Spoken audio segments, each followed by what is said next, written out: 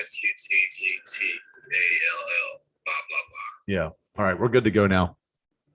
I can see it working. All right. Thanks, brother. All right. See ya.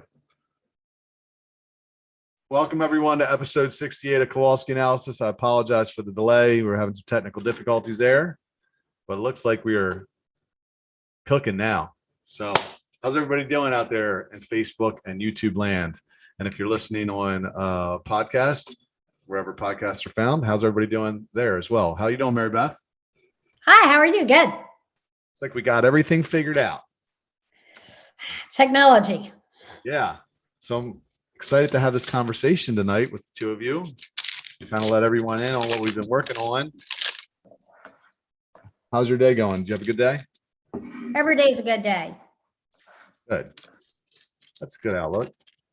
Yeah, every day God wakes me up. He's not done with me yet. I woke up this morning. I was like feeling a little like, oh gosh, here we go, Monday.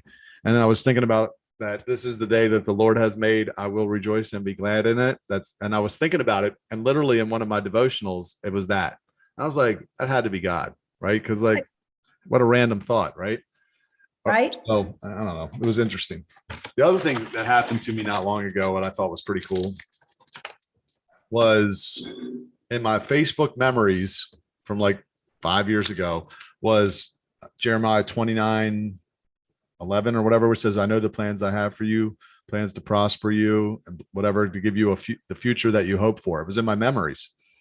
And in my devotionals that day, and this was that verse, but I didn't get this devotional until like years after that. And I was like, that's wild. Like, to me, it was like God winking at me to say, look, I got you. I know the plans, I'm going to bless you. Just keep going. Uh-huh. So anyway, hey, if anybody's out there, or hopefully somebody's out there, whoever's out there, wherever you're watching, tuning in from, drop a comment. Let us know that you can see it and hear us okay.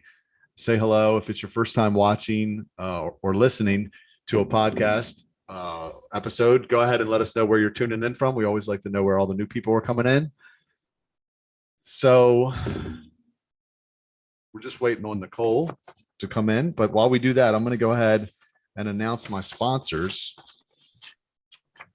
But before I do that, let's tell people who you are. So Maribeth, this is the first time you're joining me on the podcast. So tell everyone a little bit about how you learned about CityFam and how you got involved with the Go method, which we're about to talk about.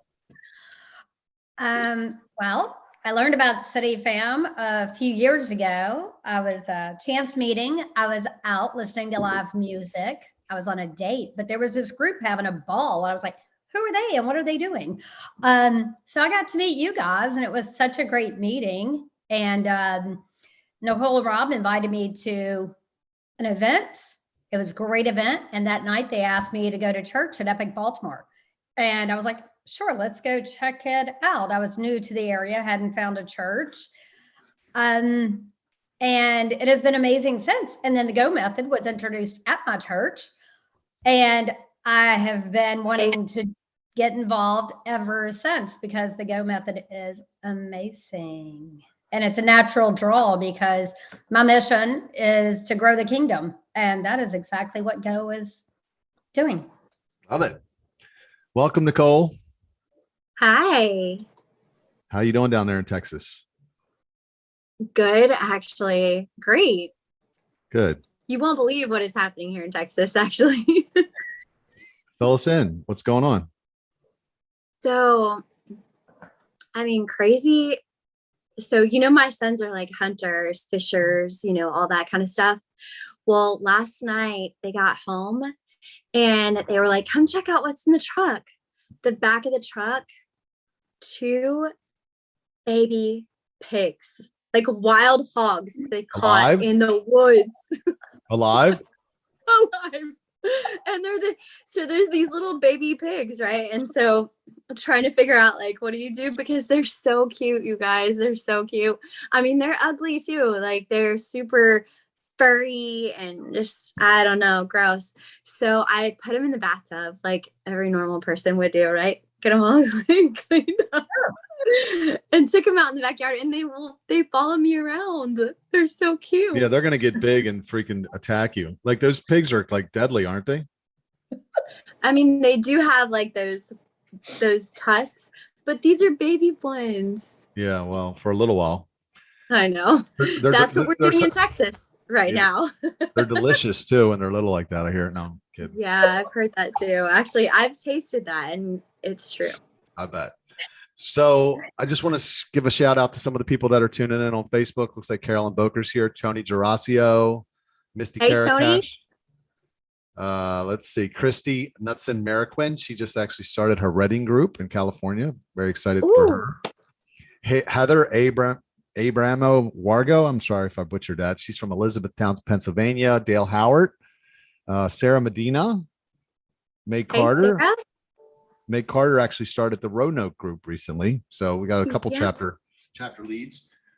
Nicole was our pioneer. She started our first non-Baltimore chapter. Well, actually, I guess Amanda Phillips kind of had Hartford, Cecil County back in the day. But after that, Houston, the first out-of-state chapter, let's say. So tell everybody who you are and how you got introduced to CityFam and what attracted you to it, I guess. Oh, okay. So CityFam, let's see. I had been going through a life transition, and I felt like God was just extremely clear. There was no question about what he wanted me to do. And his message to me was park it, like sit, don't move. Don't do anything. Don't move. Don't change jobs. Don't change churches. Just park it. And so I did that. I committed to do that with God for a year, not really knowing what was ahead and what was around the corner. But during that year, I actually had finished up my master's in family ministry, even though my family was falling apart at the time. So it was like this strange juxtaposition of like figuring out what God says about family and then also watching mine dissolve. And so just did exactly what God said blindly. And during that time, I watched your 10 reasons not to have sex before you get married video. And at the end of it, you said, hey, we've got this group. Don't do this alone. It's super hard. Come and join us. And so somehow you and I connected over that. And I wanted it in Houston. And so you said, hey, go ahead and start one. And I said, yeah, but God said, don't do anything for a year. And you said, great, I'll call you back in a year. And you did. And sure enough, that was the beginning of CityFam Houston. So pretty cool. How many years ago was that? That was in 2018. It was the end of 2017 and the beginning of 2018. Wow. So that was 4 years ago. Jeez. Crazy. Yes. Feels like long. I know. Feels like it feels like longer. Is that what you said? Yeah. So, all right. Well, that's cool. We were just talking a little bit about Maribeth and how she got introduced to CityFam, and obviously the Go method. And why don't you tell your version of that story? Maribeth and I met. Yeah. How she got introduced to all this. Okay, that's fun. I didn't get to hear what Maribeth said, but I'm sure it's equally as colorful. So that night, we actually went out to this restaurant. We were going just as a group of CityFam people connecting. It wasn't even an official event. It was just, hey, listen, let's all go grab dinner and hang out, listen to some live music. I want to say Kim Spriggs had put it together, just gathered some people, and we look like a real different kind of motley crew. Like none of us really matched. We all just sort of like looked like we were pulled together from different groups, and we were sitting at this table. Did you ever see the part of Star Wars when he walks into the bar and you see all the different creatures? Yeah. Kind of like that. Yeah. It was like that night, because it was like, I just remember we were like this very eclectic group. Here we had like Terry Gallagher, the doctor, and then we have like you and I, we've got Willis, we've got Rich Guy, we've got Kim Spriggs, just this group of us who like all look very different, but we were all just there to enjoy the night and listen to live music. And honestly, that's exactly what we were doing. We were like listening to music, dancing, just really enjoying each other and catching up. And it was cold outside, so it was really nice and warm inside. And I saw Maribeth at one point, and she was on a date. She was with a guy, and yet she kept coming over to kind of dance with us and hang out and play. And I could just tell like she was having way more fun with us. And so I just boldly asked her, like, hey, what are you doing with that guy? Like, why are you even in that? And so it just sparked this conversation between the two of us. Before you knew it, that night we were taking selfies together, and that, I guess, led to us exchanging numbers, because she was like, I want that picture. And I said, here you go. What's your number? And so we exchanged numbers. And then the next night you were doing the Drew Hill concert, and we were all going to go to the casino in Baltimore. And so I said, hey, come to the concert tomorrow night. And she said, okay. And so the next night she comes to the concert, and then we found ourselves, just the two of us, for a while, maybe a good 30 minutes at the bar, just talked about life and love. And again, I asked, why are you with that guy? And so I got the real story the next night at that concert, and invited her to church the next day. And so the next morning we went to Epic, and there you have it. What has that meant for you, Maribeth? Finding Epic? Finding CityFam and Epic was a pivotal point in my life that I walked away from a lot of really bad decisions and just doing things out of not knowing where else to go with it. And I mean, the influence of you guys, Epic, and everybody I've come in contact with ever since, my life is so much better. I'm at peace. I'm content. I've had a complete heart transformation. You can always be a Christian, but to become an obedient Christian and actually follow the word of God and have a relationship with Jesus and really know what it means to be a Christian, instead of going to church every Sunday and saying, hey, I tithe and I went to church. Yay me. You actually carry a different heart posture. And meeting you all that night, that fateful night, it was November 30th of 2019. I remember it. It was amazing. Best move ever. Thank you. Hey, you've been such a big blessing to us too. I mean, gosh, I can think about, so many times sending us money when we were in the UK, giving Nicole a place to stay when she came into town.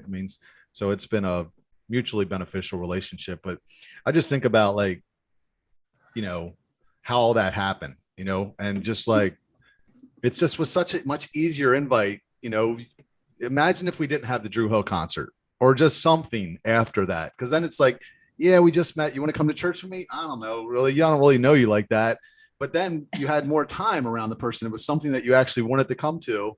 And then you came to it. You got more time, got to talk a little bit more. And then by then the relationship was strong enough that you could make that invite. And it's like, that is just, the epitome of what we're trying to do, where it's like, meet people where they're at, build a relationship, a bridge with them, and then bring them back, so I love it. It's amazing. But, before we really get I want to add to what you were saying. Yeah, I want to jump in and add to what you were saying, because you touched on the fact that she has been like such a blessing in the reverse. And I feel like that needs to be highlighted, because what a lot of times people keep themselves from reaching out because they feel like it's taxing or it's hard, or they might have to, have long and difficult conversations. But what they don't realize is that the reward really is for themselves as well. Like when God is at work, it is win-wins. And what I have found is the relationship that Maribeth has had in my life, the influence that she's had, the push that she's had, even the way that she's even corrected at some points, has been so big for me. She has sat me down on nights whenever I've stayed at her home, in her house, and said, hey, just breathe, or slow down, or think about that a little different. Like, those are so valuable, on top of, hey, come stay in my home. Like, this is a God-sized relationship. And who knew? Unless we step out and we let God do these things in our lives, we miss it. Yeah. Well, that's what, honestly, you had your radar up. You were kind of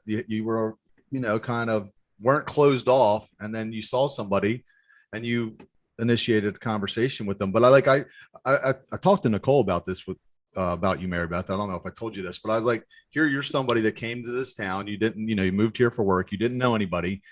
So you're dating this person. You're probably lonely. So maybe you're dating them out of loneliness or whatever. Maybe you're bored, maybe not everything that you want, but you're like, I'm not going to stay in every night. But then she walked, met you out, brought you back to Epic, a community of people. And then now she went back to Texas. But by then you got a family now. And now your whole life changes because of this healthy community that you're plugged in with. And it's like, that is what the church is missing. And overall, not every church, some churches maybe do it well, but overall, a lot of churches don't do it well. And, but so anyway, I want to get into the conversation really quickly. Before I do, I just want to announce my sponsors. And I want to encourage anybody out there watching.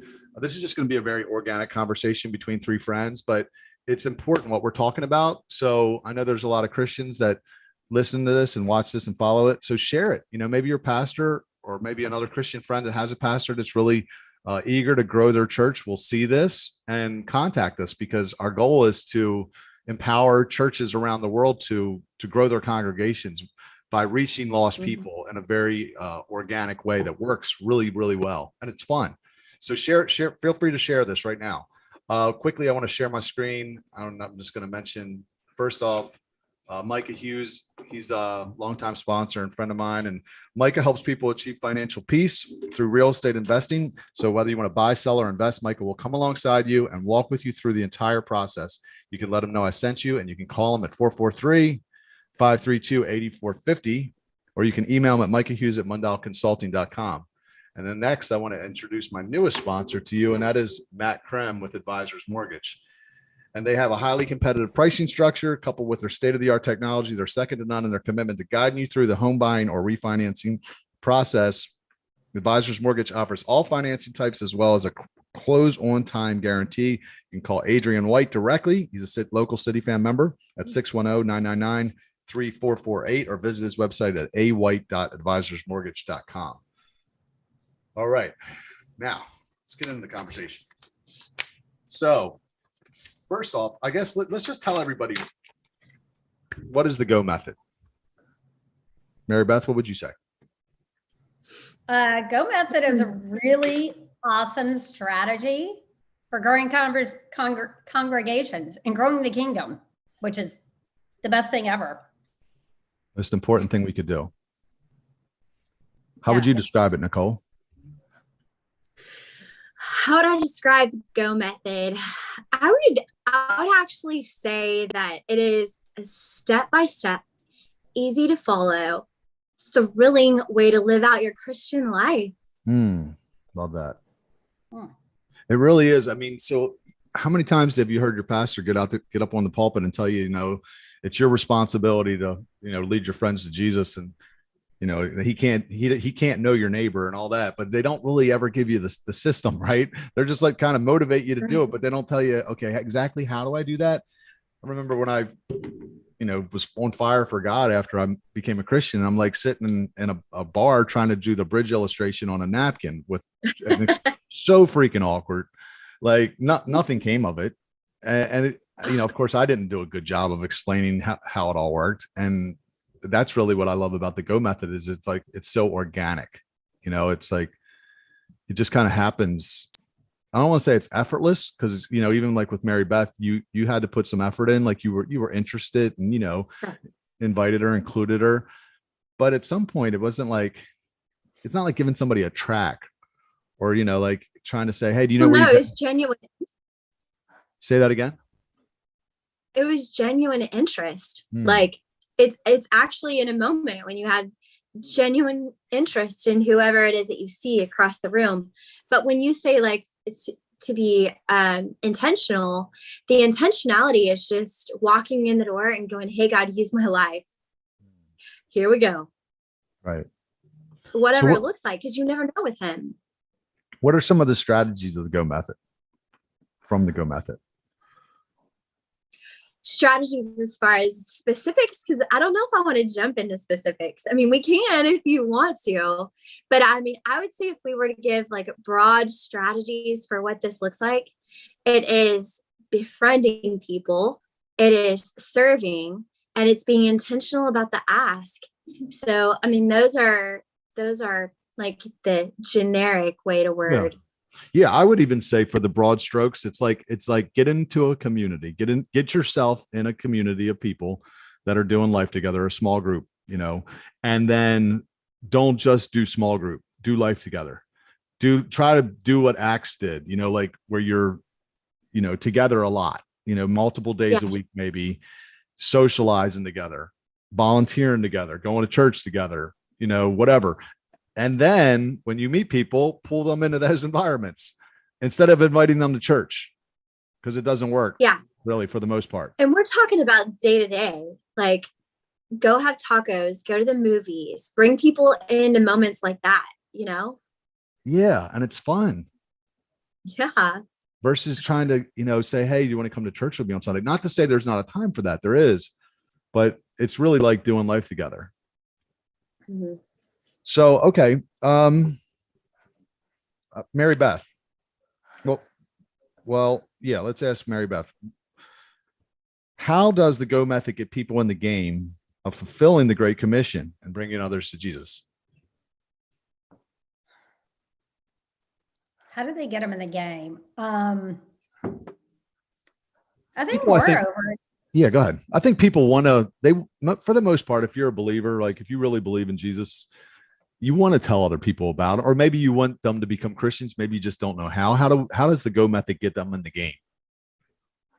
To me, the Go method gets them in the game by, one, engaging them with like-minded people and with a community that you can, as me, like the community was, I was a Christian, but to have Nicole engage with me and take me to church and to your point, be my friend and, talk to me and be interested. And I felt a connection with her. And so, you go to a social event and you're communicating with the people and, you're making that connection. And then when you do invite them to church, everybody has their own way of doing it. But once you get into the church and you grow your community, then people are naturally going to build their relationship with Jesus, which is the goal. And then they will start telling other people about the peace and contentment they found in their life and just the utter happiness that comes from that relationship and being optimistic and knowing that you have that in your heart and you have them walking day to day with you in your life. And there's really not, you worry about things, but you don't worry about it anymore because it's in his hands. And when people find that happiness, they want to tell others. I think what the Go method does too is it kind of flips the whole model upside down. Because so like years ago when Billy Graham came to Baltimore, I volunteered. I was like, I'll be an usher or whatever. And they, you have you and I think write down 5 people's names that you're going to pray for and you're going to invite and all that. So I did all that. And a lot of people got saved. He does his altar call and there was tens of thousands of people probably went up. And I remember thinking, even that I was, very immature Christian at the time, but I remember thinking to myself, what happens to them tomorrow? Because they're going to go forward. What's going to happen to them tomorrow? What happens with the Go method is by the time anybody ever makes a decision to follow Jesus, they've already got their whole friend group set up, their social calendars full. They're set for Christian life. They're good. We just don't do it first. We do it after. And it's such a better strategy, I believe, because it ensures that they can actually grow and get some roots down versus just making an emotional decision and then being like, tomorrow comes and you got nothing to do and no one to do it with because you're trying to make positive changes. That's what happened to me. Was I met the Lord and I was like, I didn't even know I didn't even know Christians.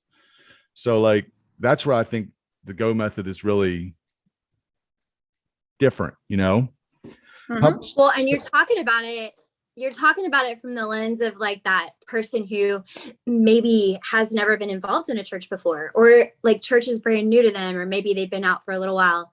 What about from the perspective of all of those believers who are sitting in church and they're showing up and they're sitting there listening to their pastor or even volunteering or even giving and doing all of these things that they know are right. But to their core, at some point, they're going, hold on, there's got to be more to this. And I love what you're saying. Like the way you worded the question was what gets you in the game?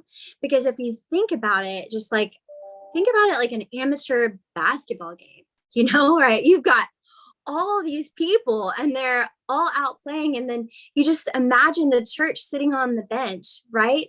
And like some of them get up and play and they play the whole game and they're killer athletes. But then you have these other ones who feel a lot of times like they just don't have the qualifications, or they're just not good enough, or they don't know enough. They don't have the skills to get in the game. Yet that is not at all what God says.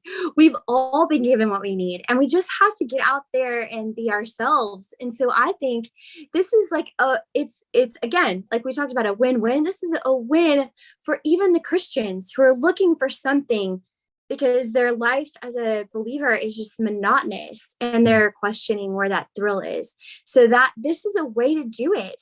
Yeah. Every single person can get off that bench. Yeah. So good. I was just wanted to explain to people too, why we developed the Go method for anybody out there because I think some people are probably like, well, hold on, what is this thing? Is a CityFam? I mean, so no, listen, CityFam is not faith-based. However, because of the way CityFam set up, where we're doing social events and service events, and it happens to be an organization that is attractive to Christians, a lot of people end up meeting Jesus through CityFam. Okay.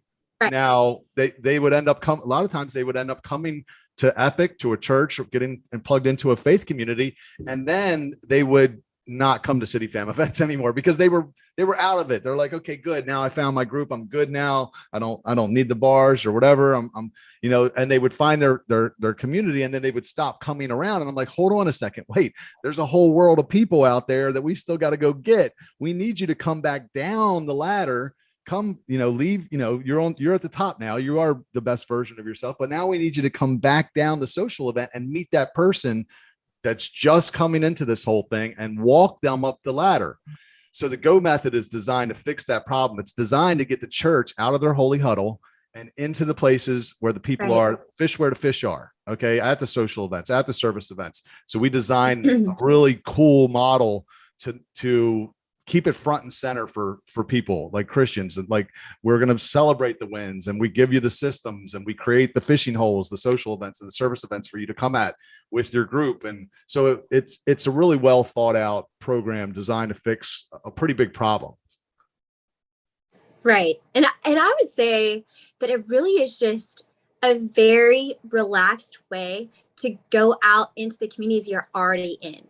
Right. Like, you don't have to try to, like you said, go fish. Like you don't have to try to do that. Like literally just walk into your own workplace or your own sports teams or your own interests and hobbies. Like just be yourself and invite people to come along and be with you. Just relax and play. I think the difference is safety in numbers, because there's a lot of people, like especially a lot of like single Christians, and they are out in the world. They're in the bars on the weekends, but they're getting caught up with the culture of their surroundings. The difference with what we do is we're like, don't go alone, make it missional, go together, and make sure you do your best to remember why you're there. So you don't just, you're not just there to turn up, although sometimes that happens to me, but try to remember why you're there and keep the mission front and center. So yeah, I think that's really what makes a difference. And instead of the culture affecting you, a lot of times when we go into places, we affect the culture where we act as a thermostat, where people, notice. We might change the way people are acting a little bit, they might act a little bit better because we're there versus us acting worse. Yeah, so, which is not easy if you're doing that alone. But when you are doing that with an army of people with you, then it is easier. It's even easier for me. It's easier for all of us if we know that people are going to be there and pay attention, Yeah. So we got some new people on. Stephanie Winkler Jacobson said, I love this. Jillian Victoria. Frank Bellin is here. What's up, Frank? Amanda Phillips, our Baltimore chapter lead. Carol. Hey, Frank. Hey, Amanda. Carol Lewandowski and Courtney Lauderdale Creech is watching. So let's, who would you say the Go method is for? Everyone. Well, go ahead. Go ahead, Maribeth. I want to hear that. Well, okay. The benefit is for everyone. for who receives the benefit of the Go method. The Go method is for any church that wants to grow its congregation. Every Basically. church will say that they want to grow their congregation. I think the thing is like, it's different. So like they have to be outside the box thinkers, right? Because you're encouraging your people to go into the world, into places that you probably have been telling them to stay away from for a long time. So you're encouraging them to go to those places and build relationships with people and bring them back. Mm-hmm. True story. Do you think like older traditional churches would embrace the Go method? Personally, I think they might have a hard time embracing it because it does go against the standard beliefs, like the beliefs that I was raised on, that I remember as a Baptist, and nothing against any religion, but as a Baptist, it was very strict. But I think the older churches would have a hard time, but there are younger people coming into the churches that can help and understand and embrace it a little more and understand what it is to encourage different behavior to continue to, I hate to say collect the souls, but to rescue people and bring them into the kingdom and grow their relationship with Jesus. What about you, Nicole? What do you think stops people from doing this, embracing this? Is it tradition? What do you think? Pride? Well, so I would say there's two parts, right? Like, so one, as a church goes, usually it's the pastor. So people follow their shepherd, rightfully so. And I think a lot of times pastors, they get burnt out. It's like, it's not that they don't want to go. I think they do. They got into this role because their heart was on fire for something. They were willing to give up all other careers to do this. And so what I think is that a lot of them are they're either tired, they've been pushed back on, because it's not just the pastors who are leading. A lot of times they have a ministry council or a board of directors or whoever it might be that's helping them, and they get tired of the push. And so I think just as a Go method, to come alongside of them and say, hey, listen, let's just remember what it is that Jesus told John at Patmos about remembering your first love and going out. And I think just like allowing them to feel like they have a team behind them who is just reminding them of those things that are so important, that are already in there. They're already lit up in most of them. And then just giving them a new version of how to go do it. Yeah. I mean, I think about the verse, so you leave the 99 to go after the one. I think a lot of times what stops people is they shepherd the flock. They got a group, they got, a church full of people, but they're not really going after the one, and that's not the heart of God. And I just, when I became a Christian, the first 6 years, I'm literally trying to invite my friends to church. I mean, it was very evangelistic, and I was the leader of my group. So I felt a sense of responsibility, and every Friday and Saturday night, I'm staying in because they're all going, doing things I can't do anymore. And I'm trying to invite them to church on Sunday. They're not coming to church on Sunday, and I'm bored out of my mind on Friday and Saturday. And then eventually I backslid anyway because I just couldn't be alone anymore. So, what I love about the whole thing, the Go method, it makes your walking out your faith a lot more fun. Yes, we have the freedom, that Jesus came to give us to go out and just, it's not that we have to hide and be fearful of places, like Horseshoe Casino, the very first event you came to, really, Maribeth. Most, people might frown on something like that. That wasn't a Christian event. It was an event. It was fun. But you came to it and look what happened because of it. Because it doesn't have to be Christian for Jesus to do his work. Mm-hmm. Well, I mean, just look at his work. Okay. Let's just break that down. Jesus was not just hanging out in the synagogue. He was hanging out in all kinds of places with all kinds of people. And I know that like some believers will say, hey, listen, you have to be careful who your friends are and be careful who you surround yourself with. And I am not discounting any of that or saying don't do any of that. what I'm saying is when you go out this way, when you use this method and you go out with your core group of friends to go intentionally and be the light in the dark, one, you enjoy yourself. You're with your friends, you're doing something really amazing, and you're living on purpose. And it just so happens you might happen to be a magnet to the people that God puts right in front of you who need to hear a message of love. It's good. It is easier to stay in the holy huddle. You know, like it's easier to not go sometimes because it's safer, you know, but I don't think God called us to safety. I think, you know, everything that we sending you out like sheep among wolves, you know, he said some things that sound pretty dangerous, and be as innocent as doves and as shrewd as snakes. Right. He says like what he said to Cain too. He's like, sin is crouching at your door, but you must master it. Right. So we're not supposed to like hide, not to say we're supposed to be foolish either, but we're not supposed to like hide from sin. Like I think about a monk on the obviously the extreme. They hide from the world because they don't want to sin. No, you got to learn to master sin.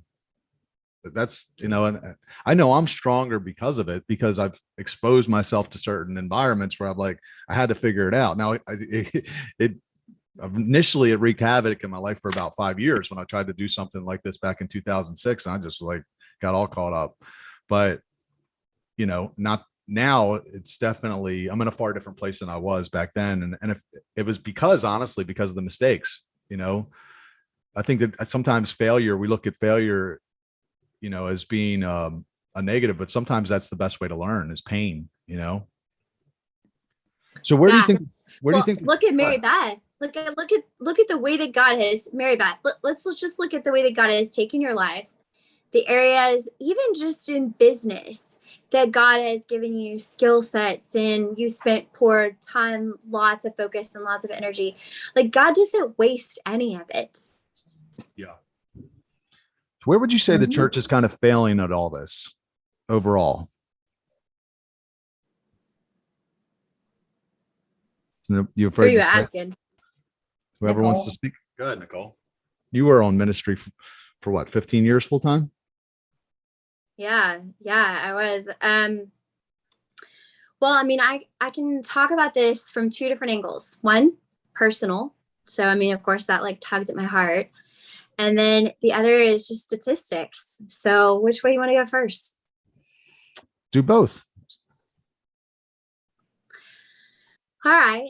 So I would say, let's talk numbers first. I mean, if you're listening and you're part of the Christian community, you probably know what Barna is. And it's a big Christian statistical group. They've been around for about 20 years and they've got like 20,000 like different surveys that they've done. And I think one of the biggest ones that I like to pay attention to is the church growth. And they break it down into like 3 different areas that they really like follow over these whole 20 years. And one is Christians who are actually going to church, so practicing believers, and then Christians who say that they are Christians but don't necessarily go to church. And then it is non-believers, so non-Christians. And you could be in any denomination but fall into that non-Christian part. And I know that like 20 years ago, we were at about 45% of the people in the United States were practicing believers, practicing Christians. And that number now, right now, is at 25%. So just in the last 20 years, we have dropped 20%. That is, to me, that is astounding. That is a number we ought to all be paying attention to. And I think that a lot of times we start to think, oh, well, like the Christian church is dying. No, the church is not dying. That is not what that means. I mean, we are still a substantial number. I mean, we're still like 80 million believers or something like that. So this is still a very huge portion of our population and, you know, have a lot of influence on things. But at the same time, we want to look at the why. And I think a lot of people have recently, I've kind of been listening to some things and they're talking about how COVID had a lot to do with it. But when you look at statistics, that's not true at all. This shift happened gradually between the year 2000 and 2012. That's when we saw that biggest drop. And so there's something else behind this, not just the lack of, social connection because of a pandemic. So it's something worthy of really listening to and finding out why. And I would say that kind of leads to like my personal why. And as a believer who was in the church, really giving up my life, a lot of sacrifice, a lot of time, a lot of heart, everything I had, really, I gave to the church except for the time that I spent with my family. And yet I went through one of the most devastating life transitions. One I did not see coming, one I did not know how to navigate. And I did not feel the church was there for me. Like, I don't think they meant to do that. It wasn't an intentional thing. I think they just didn't know how.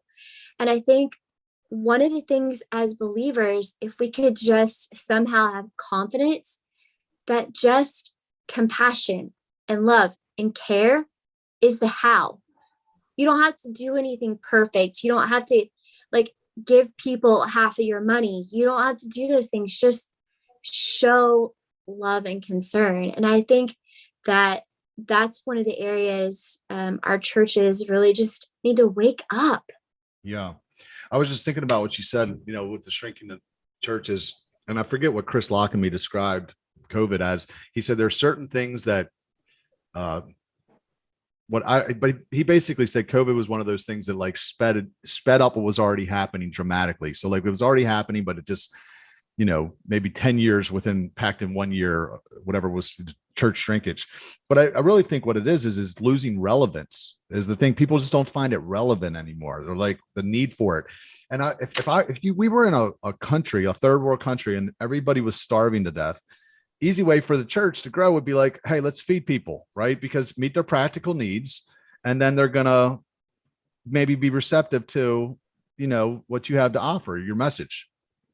Well, we live in a country where people are freaking lonely right now. They're lonely than they've ever been in their life. Like there's a loneliness epidemic and there's the opioid epidemic because people are disconnected and they're lonely. Why isn't the church meeting that need? That's really what the Go method does, is like people need community. Like, hey, church is great, but let's do life together. And then let's bring people into those environments. Let's go roller skating on Friday. Let's go volunteer on Saturday. Because people need things to do and they want good people to do them with and people in their corner. And if they don't have those things, they might shoot up or they, get drunk or knock somebody up or all those things. Right. Like, I did this for 6 years and it was miserable. I was freaking bored out of my mind for 6 years, white knuckling the crap out of it, just, trying to like not sin, but not filling it with anything because there was really nothing to do. The church just wasn't doing anything, at least the church that I went to. So it's not that the church isn't relevant. What you're trying to say is that the activities and the way that they are drawing people in is not relevant. Well, you got to meet people's practical needs. So we're not hungry as Americans, but we are hungry for community. And so like, what you're saying, like they come to church on Sunday, they get saved. And then what are you going to do for them 6.5 days a week? Because God forbid they accept Jesus and they have to do what I did. That sucks. Like, no, they got to have things you got to do things for them. The older singles at the church, and there's a lot of us, there's really not a whole lot provided, think about a church I was going to. It's interesting that you say that. Yeah, because that's one of the statistics that I thought was really strange, is that the older singles are the ones who are attending less and less. It's not the millennials and it's not the Gen X. It's a lot of times it's the elders and the boomers. And so I don't think you're wrong. I think offering a reason for them to want to be around each other. I think the pastors are married, so they forget what it was like to be single, the struggle, that comes with that. I was going to a church on Saturday nights, as you know, and they changed their Saturday night service to Mondays. I'm like, because why? The families, because they got soccer and everything else on the weekends. But again, the singles hung out to dry. Nothing. I was like, I liked my Saturdays at church. It gave me something to do, so I didn't get into trouble. So I think that's really, the singles, the older singles, and I've said it many times, they should be the most effective people in the body of Christ. According to what Paul said, he said it's better to be single than married because you can be devoted to the Lord's work. So if we have these singles that should be devoted to the Lord's work, why aren't you empowering them to go do something great? And I really believe that's what, not to say the Go method is only for singles, but it works really well for singles. Well, I think it's twofold. So it's value, right? So the singles a lot of times don't feel valued because a lot of times the church is really centered around a family feel, a family atmosphere. Like there's stuff for the adults, there's stuff for the kids, the youth, the high schoolers. But also, I feel like a lot of times the church doesn't value the singles. And I'm even saying this not in a way to hide it, because I've talked to several pastors. A lot of times the singles groups are a little bit more messy. Like there's a little bit more drama. Sometimes there's a little bit more need. There's a little bit more that they have to like find ways to give and provide. And so there is that feeling of like, wow, if we only have so many resources, where do we put them? Yeah. And so that it creates this value system where they don't feel valued and the church doesn't know how to value them. So maybe just reshifting some thinking on both teams. What are some of the natural outcomes for a church if they ran the Go method? What do you think? Maribeth, you want that one? Well, I'm going to let you expound because you're so much better with words. Me, I just think the outcome is bigger community and growth in the church and just a more lively congregation. That's it. I was going to say the same things. It's a higher percentage of your people in small groups. It's a lot more new people attending, first time attendees. It's a lot more people, a much higher percentage of your congregation on leadership. And they're in the game. They're all out there fishing. They're all on mission instead of out there hooking up with each other, which is what a lot of singles in church are doing right now because they're bored. I want to add to that. Can I? Because I feel like the church culture happens inside of a church, correct? And I think that Maribeth, when you took your life and you started making these different decisions that really shifted just your own integrity, your own core and who you are, that's just one, right? And God says, like, leave the 99 and go find the one. And if that's the case, your own personal life took 10 steps and levels up, right? And what that does is when all of your people are taking steps up and leveling higher and higher, that culture becomes more and more like a picture of Christ. So yes, it does all the things that the two of you said, but it also creates an army of people who look more like Jesus. So good. Yeah. I mean, it really creates a sense of accountability or responsibility, because when you're in the game, then you maybe brought somebody to church and then they got saved, and then now you know that you got to kind of like lead them a little bit by example. I don't know how many times CityFam's kept me out of trouble. Plenty of times. Because I just was like, I didn't want to let people. Does keep you out of trouble. Yeah, 100%. Because I didn't want to let people down. So imagine if you got everybody in your congregation in the game and they're bringing people up behind them, they're gonna be better. They're gonna grow faster. They're gonna be a better Christian all the way around.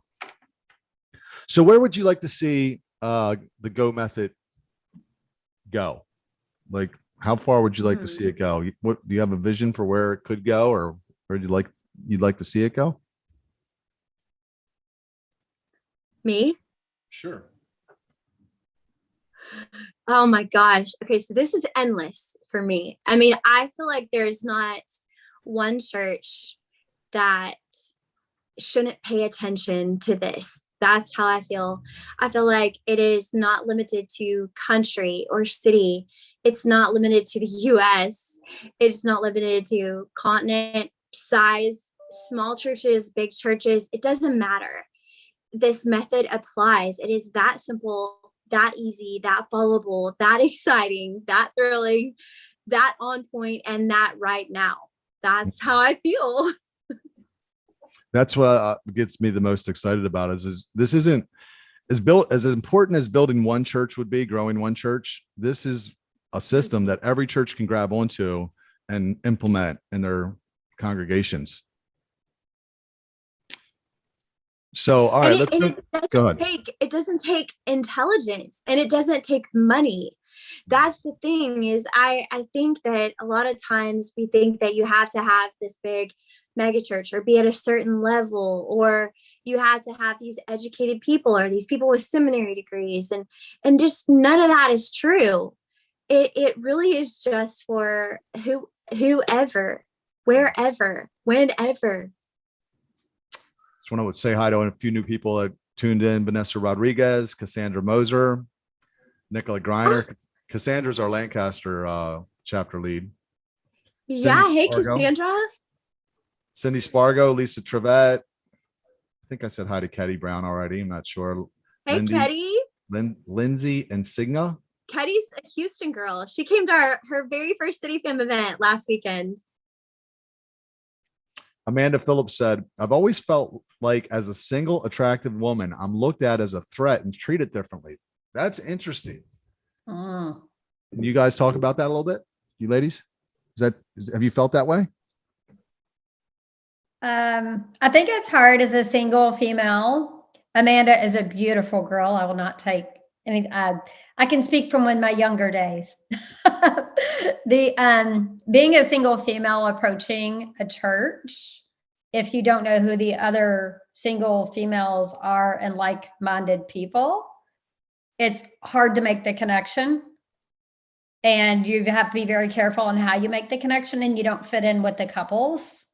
I mean, I'm friends with people that are couples, but I can't say, hey, will you two, husband and wife, go out and do something? So building the community in church with other like-minded, what I call seasoned women that, they are single, and we are out to meet Christ-like men. So it is hard to engage in the church if there's not a group that's built for that group that says, single women between the ages of, whatever the age that we pick, that would allow them to form that group, that they have like-minded people to go out with and do life together, and to approach and,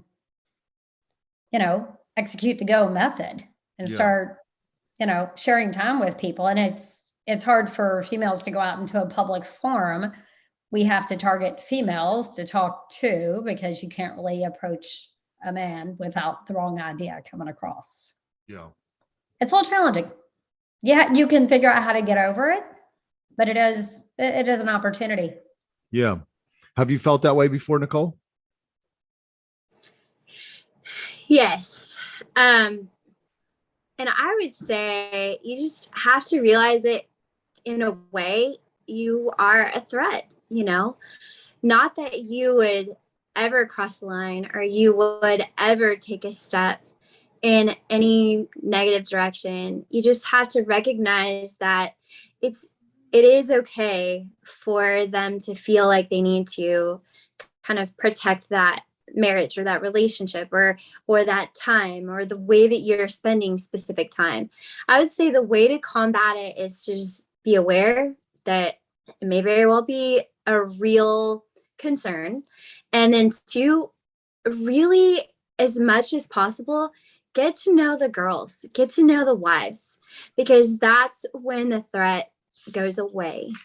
And one of the things that I remember feeling in my own marriage is just that some girls are threats, some are not.